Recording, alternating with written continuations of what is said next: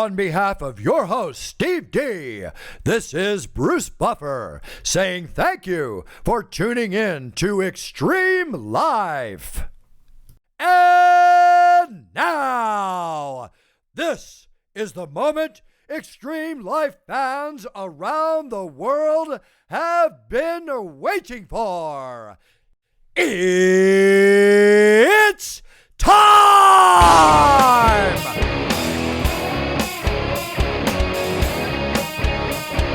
Hey everybody, this is Steve D. I am here at Xtreme Lyfe, and I am here today with Amea, Rayna, a CrossFit Games athlete, just an amazing person, has overcome some incredible odds, and has done really well. I think you're second in the world right now, right?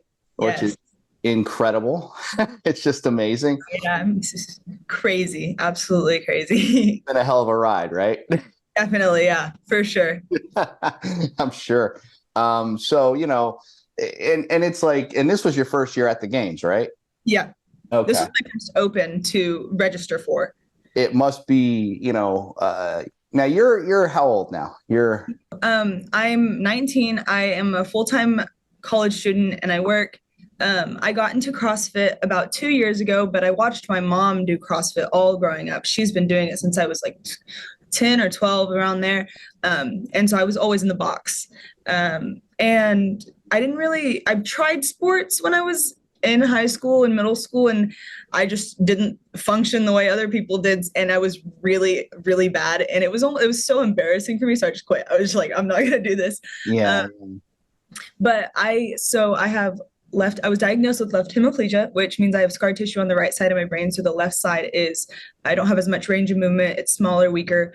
And that happened because of a stroke that I had, but when my mom was still pregnant with me. So yeah, it's been a lifetime of battling. The doctors told me that I wouldn't ever really be able to do sports and stuff, and I had to maintain a lower weight, because if I ever got bigger, that I wouldn't be able to function and carry myself around. Obviously, I beat the odds. Yeah, I was gonna say, you showed them; they don't know nothing. Yeah, absolutely, and it's been such a testimony for me to have grown and worked against the odds. And so yeah, I started CrossFitting 2 years ago, and I didn't know there was an adaptive division until the open. And my coaches, who had just recently taken over our gym, was like, why don't you sign up for the adaptive division? I was like, what do you mean? What do you mean? Like, what is that? What is I know, that? I was like, please explain. And so they told me, and this, it was a whole different world for me. Like I saw athletes who looked and competed like me, whose form looked different than me. And that's something that really made me excited, because I was super I finally got to a point where I was comfortable in my gym, because I was with my friends, and they knew my impairments and they always encouraged me. But everybody talked about me doing competitions, and I was like, why? Because my form doesn't, I don't work out and I don't move the way other athletes do. So to see other athletes that look like me and who have impairments and have overcome them was so inspiring, and I was super excited. So I was like, why not? And so I did the open. Little did I know how many medical tests and the process of it, which was really, there a lot? Because I don't know anything about what you guys have to do. Yeah. I guess you kind of got to prove it, right? I guess to some degree. So you have to they call it a fitness test, that it's a 6-minute workout. You row and do thruster. You do a couple movements so they can see the difference in your movements. And then you have to go to a PT, and they have to do this physical test on you, and basically score your movements and your range of movement and things like that, to see if your scores qualify for an impairment and for adaptive competitions. Okay. All right. Yeah. Because I didn't know anything about that. I thought, and I didn't even think about that, because you have all your limbs, right? Everything, right. You have everything. So it's not like it's an obvious, somebody with one arm, you could say, okay, well, I really don't need any proof. Right. The proof is there. But for you, it's not as obvious, right? Which is a good thing, I think, but it's also something that they're going to okay, well, we need to, make sure and verify, because you're in the multi-limb division, right? Which is, means you have multi-extremities that are not as, not able to do certain things. Right. Yeah. Okay. All right. So, and did they require any like backups from like your doctors that you've had, or any kind of like, did you have to submit any kind of like medical records? At first, they had, because I registered underneath the wrong category. I don't remember what category it was, but it was the wrong one. Okay. And I got emails saying that I didn't qualify. And I was like, okay, well, if they're saying that like I don't have like an impairment, like I can show them my medical records. And so what they had told me is that I was in the wrong category, that they had reviewed my open videos, and what I had was hyper something. And so I registered, and I sent in my medical records just so they knew, like they didn't require it, but I was like, hey, just so you know, like this is legit. And I'm not faking it. Yeah. And so then after that, they were like, oh yeah, okay, cool. So then I qualified, and that was it. So yeah, I did have to show medical records. Yeah. I figured they would probably, like I said, it's not like you have any obvious, you know what I mean? Because I could look at you now and, I mean, obviously, you look, perfectly fine, but, you have, it's like a hidden, injury, so to speak. Right. Yeah. And a lot of people that like, whenever I started, on social media and stuff, like I'm a multi-extremity athlete, like I have an impairment. They're like, what do you mean you have an impairment? Like you work out fine. And while like people may not notice, you can see in my lifts, and I notice like my whole left side, I feel like is physically weaker than my right. Like sitting here, I can feel a significant difference. But people can't tell. Whenever I get tired, I start to limp, and that's whenever people start to ask questions. They're like, oh, why are you limping? Like, but until it gets to that point, nobody really knows, unless they're like really looking at me, or that I walk with my left arm kind of tucked. But you really have to be paying attention to like notice that stuff, which a lot of people don't. Which I think is a benefit, and also not, I guess, in some ways, right? So it's kind of like you get, the benefit of you don't have anything that's blatantly obvious, but yet it's there. And the problem you face is people just sometimes don't get it because it's not obvious. Right. Yeah. There's some people who are like, well, but like you work out. And I'm like, yeah, I can work out, but I have a lot of, I hit a lot of roadblocks. Like it took me forever to get double unders because I can only, the one arm works a little better. Yeah. You get that wrist flick, right? There you go. That's the word I was looking for. Wrist flick. Yeah. Yeah. Because if you can't flick that wrist, you can't do double unders. It's kind of what it comes down to. Exactly. That's where it's all kind of, now they're doing triple unders. I'm like, I know. I'm scared. Man, jump rope and I, not friends. Not buddies. No, I remember years ago when I was learning to do double unders, I can't tell you how many times that damn rope flew across the gym. I'm saying, or like I'll end up with like marks all up my arm and on my leg. Like it just looks like I got beat. Like especially when you start getting somewhat good at them, when you could get them. So now you're getting them, but you're not great yet, but you're still good enough. So now you decide, okay, I'm going to go to the wire, and I'm just going to use the wire rope. And then you really get scratched up. Exactly, then you really get banged up. But yeah, I mean, it's a challenge, right? So, I mean, you're definitely somebody who does not back down from a challenge. I mean, it sounds like you're like, you had some experiences early on, but then you kind of like overcame them, and started working out. And then people said, why don't you do this? And you definitely did a great job at the games. I mean, it was great. You came up, we did a little bit of a real quick interview there, which I will attach to this, but it's kind of, it's great. I love seeing people. You guys, to me, are more impressive than the individuals. And I'm not saying and I said this to Amy. I said, I'm not taking this away from the individuals. I said, they're amazing. To see somebody do a 500-pound back squat and then run a 5-minute mile. I mean, it's like those two things don't even work together. They shouldn't work together, right? So to see that is incredible. It's amazing. But these are people that have every advantage. Right. Yeah. They're fully able-bodied. A lot of them have a lot of support around them. and then granted, it's incredibly hard to get there. The last place person at the CrossFit Games is still better than everybody else on earth. Yeah. Yeah. But so tell me about the experience a little bit. So you got notified that you're going to the games, right? Mm-hmm. Yeah. Go. What happened? So I was actually on a cruise. We were on a cruise, and so I was waiting for my appeal to be approved or denied, and I knew it was going to be that week because they had given me a time estimate. So we're on the boat, and I have no service, and I'm just like checking my email even though it's not refreshing. And so at every port that we're at, I'm like refreshing my email.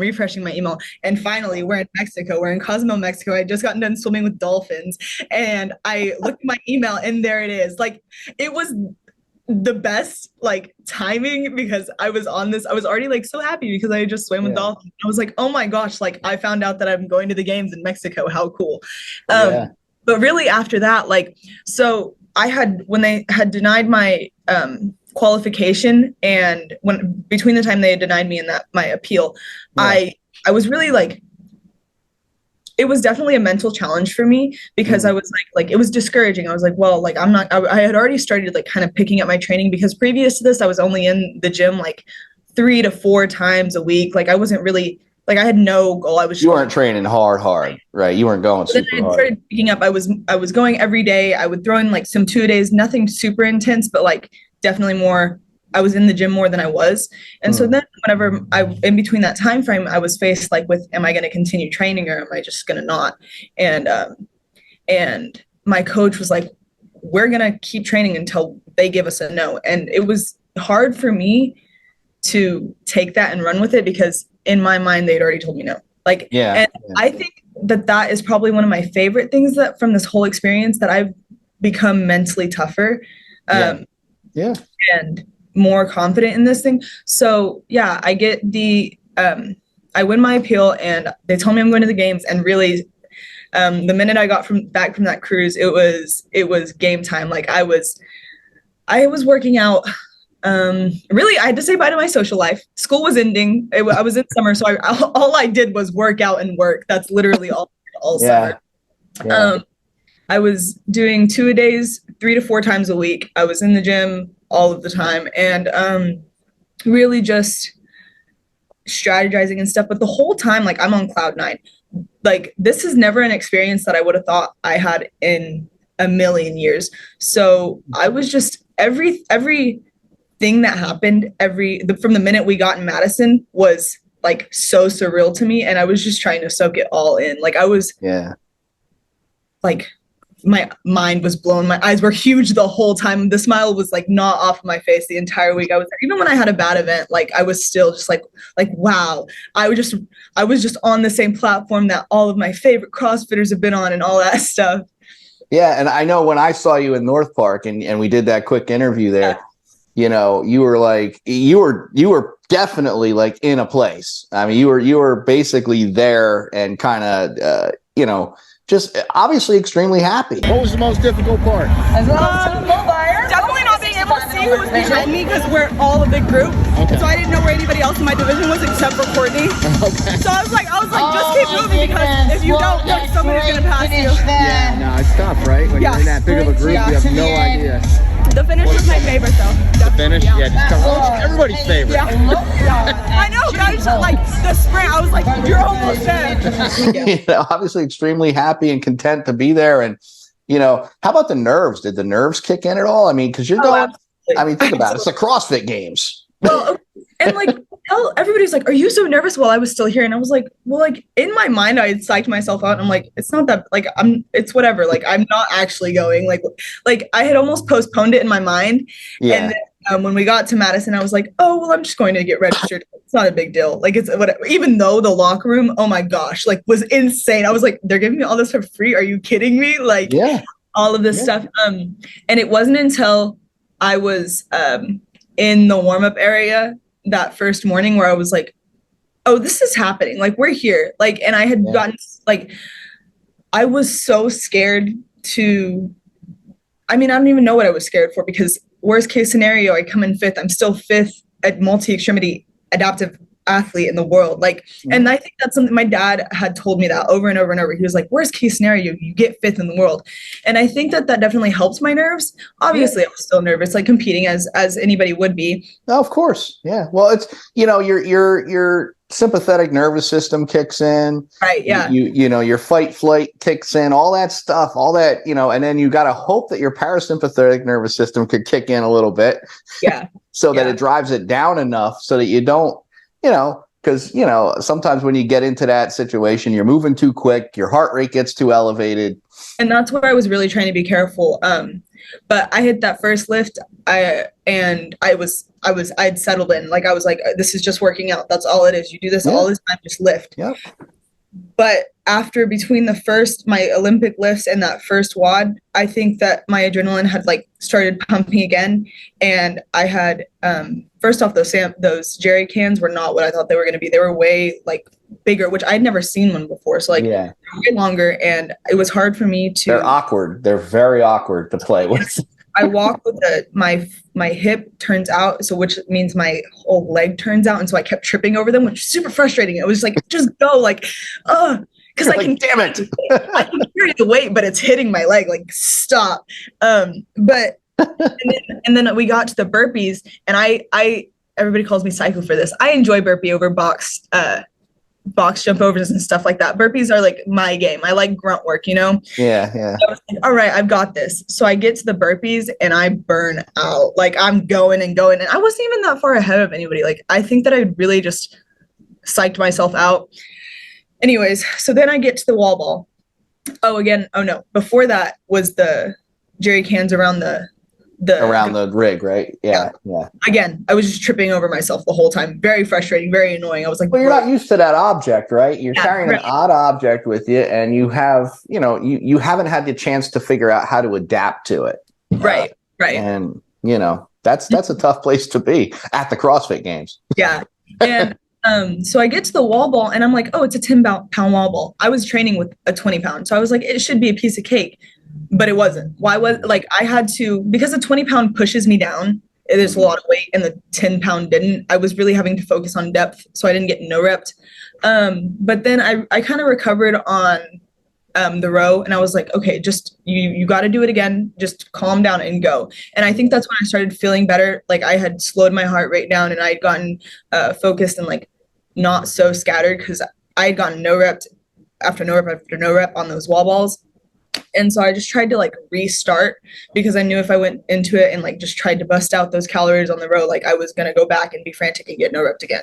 Well, that's it. You got to keep yourself in that place, right? And just kind of stay, if you can, stay focused and stay as calm as you can. And it's hard to do.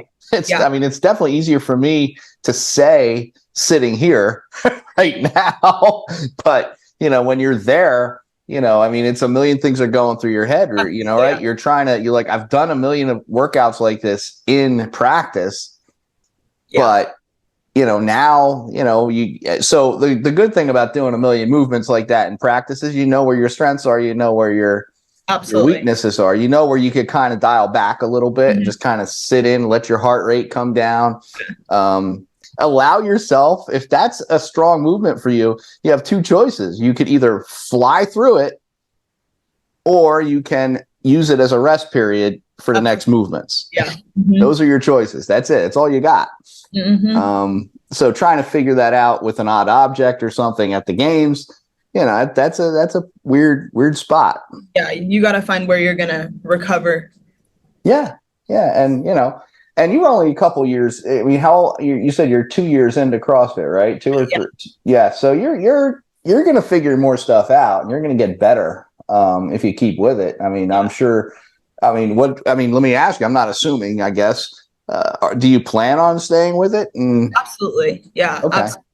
I think that this is something that I've found that is good for me, and it's something I'm very passionate about. And I think that like the way it's not like, it's the community, and it's the way that like I didn't do sports growing up, and now this is something that I get to have that sort of feeling. And it's something that I really like, and my whole family does it. My mom, my dad, my brother, and my sister all do CrossFit, which is really cool. It's really fun to go work out with them. So I definitely think that I'm going to stick with it. Yeah, I saw your mom was at the games with you, right? Yeah. Yeah, I think I saw her there with you. Yeah, no, that's great. If your whole family's into it, it gives you a whole bunch of motivation, support. Yeah. And you're the games athlete in the family. So I mean, that's got to be totally surreal. So now you inspire. I mean, and I really love talking to you guys, the adaptive athletes. I like talking to you guys way more than I like talking to, the individuals or the teams or anybody. And like I said, love talking to them too. But there's a different type of inspiration, that comes from what you guys are doing. Yeah.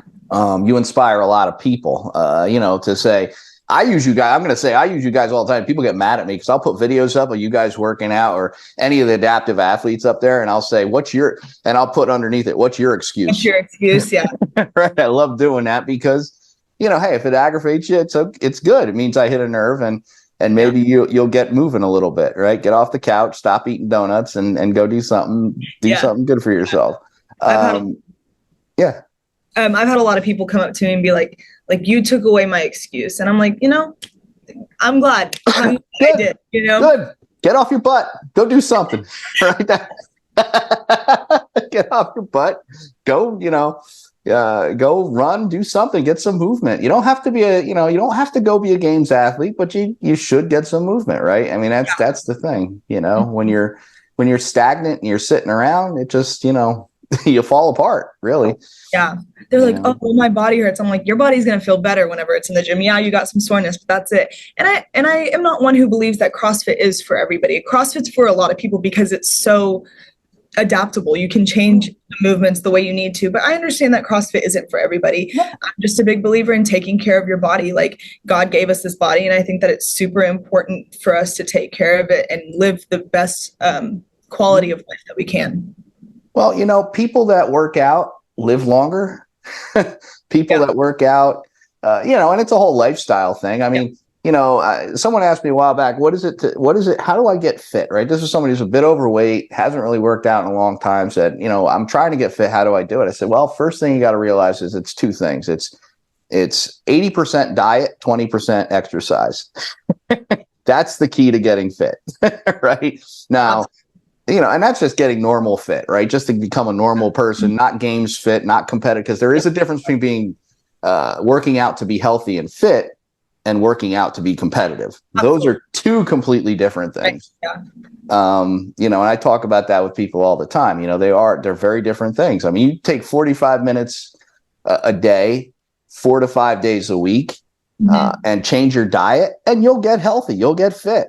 If you're trying to compete at the games or any really high level sporting event, well, you're putting more time in than that. You're going to put about 3 to 4 hours a day. Then you're going to put in recovery time. You're going to put in all this other stuff. I mean, that's generally what happens when you go into that realm. Yeah. Speaking of that, now your diet, how do you work that out? I mean, do you? Okay. Yeah. So previous to the games, okay, well, let me say this. I did 75 hard at the beginning of the year. So from January, I did my diet for 75 hard was no sugar or no added sugar, no fried foods. And so that's where I had kind of changed it. Previous to that, I was eating whatever I wanted, and it wasn't just good. Going ham on it. Right? It was, I have a pretty great metabolism. So I was just, I was in the gym, but I was eating junk food and all the things. Now I have definitely honed into understanding that in order to gain muscle, you have to eat. That is something that I've learned. So making sure that I'm eating enough. And I don't have a specific diet. I tried counting macros. I don't have that much time and I don't understand it enough. Eventually I'd like to read about it and really get to understand it and try it again. I think that when I did it, it wasn't really good timing and I didn't really have a good understanding of it. But as far as my day-to-day diet goes, I just high protein. I try to stay away from fried foods, getting, what I need, my vegetables, carbs, protein. White flour, right? Staying away from white flour, trying to stay away from that, any kind of bread, stuff like that. I definitely, one of my favorite things about 75 Hard is I saw how differently I felt in the gym. Yeah. I could move and I could work out, but I didn't feel terrible going as opposed to being there and when I was eating cleaner and my body felt like it had so much energy. I didn't feel like this drag or like slow, you know? You didn't feel like you're frying out. You didn't feel like you're burning out. You're not getting tired. You know, that's the benefit of eating clean, right? And you know, if you've eaten clean in your life, and I've done it several times, I go in and out, right? I'll eat clean for a long period of time, and then I'll, you know, if I'm training for something or trying to do something, and you know, and then I'll kind of go back after, you know, after that's all over, I'll go back to eating garbage for a while. But you know, I always say, you know, when you go to that point, though, when you're eating very clean, even when you go back to garbage, I call it garbage, but it's not garbage like other people. Oh, yeah. Right? It's like a different version of eating bad. Yeah, it's like I'm not going to McDonald's. I haven't eaten McDonald's in probably 20 years, right? Yeah. I don't, you know, I mean, I'm also 50 years old, so I'm an old guy. But the thing is, you know, I don't eat, you know, like people refer to it, oh, I'm going to McDonald's. I'm like, why do you eat? That's not food. Yeah. It's not even food. I wouldn't even call it food. You know, but like I said, it's, you know, I call like eating bad if I have ice cream or something. Yeah. That to me is eating bad. And I definitely think it's whatever season you're in, like you said, if you're competing or if it is not, I don't think it's sustainable for me to be eating clean all of the time. That's a quick way to burn out, and it makes food undesirable. Like I want to have my ice cream every once in a while. Yeah, and you do. And you need to. Yeah. You know, I call it shocking your system, right? Yeah. It actually makes you respond better to the clean food, right? So when you shock your system, you know, you go week or two or whatever. I mean, I always have a cheat day, right? Like there's always a day of the week, regardless of what I'm doing, even if I'm training for something, I like have one day because I'm like, you know what? I like to eat a cheeseburger once in a while. There you go. Yeah. And fries. I like fries, right? So it's like, you know, I don't want to just kind of live miserable, right? That's you shouldn't have to.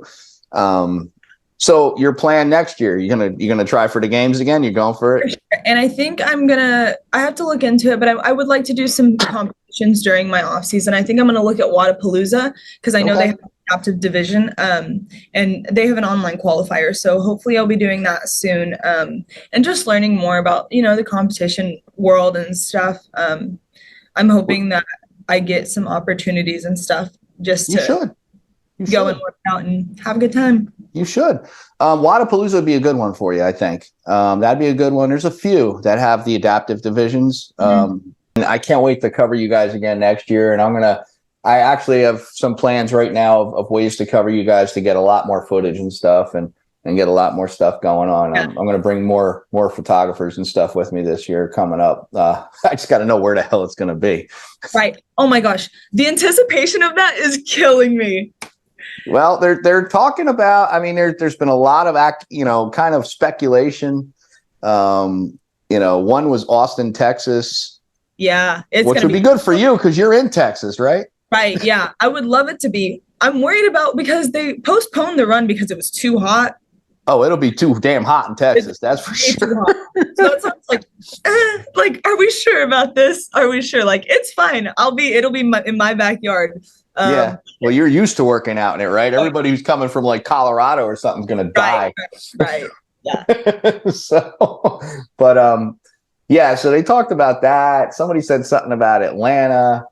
There's a bunch of different just rumors going around, and Castro ain't giving up anything. Castro's like, the only thing Castro's saying is it's not going to be out of the country. Yeah. So that's the only thing he kind of gave everybody at the press conference. But I look forward to seeing you again at the CrossFit Games. You know, thank you so much for taking the time. Of course, thank you. Where can people find you? So like socials or anything. Yeah. My social, not don't give them your address. I'm like, whoa, no. Don't give them your address because they'll be showing up at your door knocking. Right. Yeah, I'm on Instagram and Facebook is normally where I'm on.